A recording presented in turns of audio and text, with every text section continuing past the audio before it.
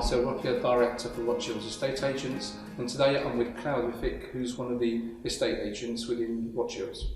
What we're going to talk about today is what are the key questions you've got to ask an estate agent before signing a contract. So Claudia, what's your thoughts on key questions to ask? I think the first key question is for the vendor to ask what the service offering is on the basis of their contract. First point is the term, I think, is very important for them because I think that reflects the performance of the estate agent as to how quickly they intend on selling and keeping that contract going. So the term of the contract, obviously some agents are doing quite long terms. Yes. What's your thoughts on that? At the end of the day, our view is that it doesn't have to be a very long contract if you're a good agent. Okay, and it is something that just gives us the opportunity to say, here's the term you'll have the property on for in order to sell your property. And really, in theory, we plan on selling nothing less than a month. Yeah. No more than a month, and it should be sold and at a very good price for our vendor. Yes. And within that first month, we're looking at reviewing ways to get it sold within that time at the right price. So really, term, it comes down to, it's a very generic thing to have a longer term contract. But really, it's not utterly necessary to have very long. Yeah, I can see that the advantage really is for the estate agent to have a term rather than the vendor. Absolutely. And I suppose that's a reflection on their confidence in being able to sell the property. Precisely that. One of the other things that I know is important is who will be taking care of you as a vendor. What's your thoughts on that? I think when I've said that in valuations in the past, it is a decision maker for some people because some agents, especially the bigger firms, which you could be dealing with 5-6 people within the sale of your property, and that's in the first few weeks.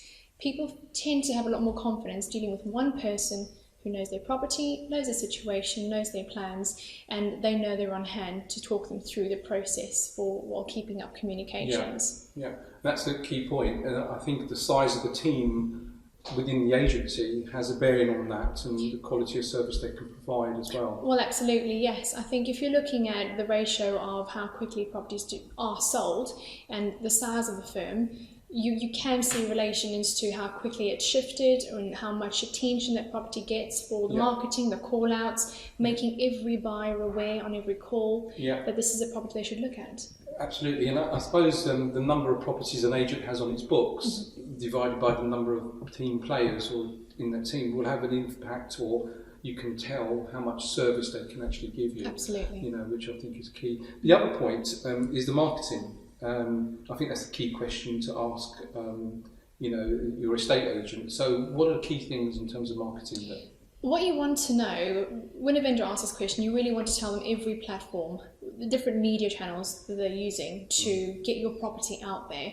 Obviously, every agent should still utilise the traditional print. There's still very much an audience for your canvassing to let people know that there's a property on the market locally. They may be looking to upsize locally or even downsize locally. Yeah. So let the locality know. Aside to the print, you need to be very present online because you've got people moving from different areas. For us, it's the London boroughs or north of the river. Yeah. And using the internet as really at a very large span, using social media and your traditional portals, it really helps with the coverage of that property. Yeah, I would agree. And I'd add to that things such as, have they got a network? Is that network motivated to provide you additional buyers within that marketing mix? And how it appears on Rightmove and places like that in terms of premium listings and featured properties. And I think that whole combination is good.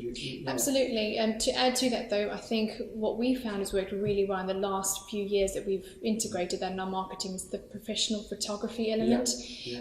Especially when you're looking at, you think of these buyers, they're looking at pages and pages, and they're getting alerts after alerts when they've set these up in the portals or looking online.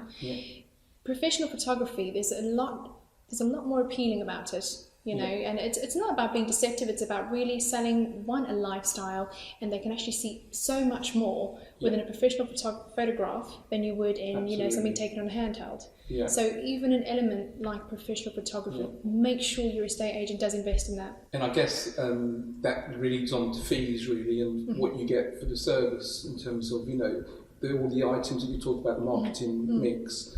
obviously the more marketing costs more money, and that's what maybe justifies sometimes the fee that the agent will charge. Oh, absolutely. That validates the service offering, and that goes even as far as, the skill set of the agent you instruct. So it's all part of the justification of this fee is for this amount, you'll be sold within this time at a very good figure. And I suppose the other thing is being able to negotiate the best price, because I suppose what you're instructing an agent to do is to get the best price for your property, and negotiation is a key thing as well. And one other thing is progressing the sale, because obviously transactions don't always succeed, and a measure of an estate agent's liquidity is what their success rate is. Would you agree? I totally agree, and I think certainly ask your estate agent if they do have that offering as well, and if it comes down to that same individual taking care of you, looking after the sales progression, that would really help sort of make the process a lot quicker. Of course. Yeah. Excellent. Thank you very much, Helen. Thank you.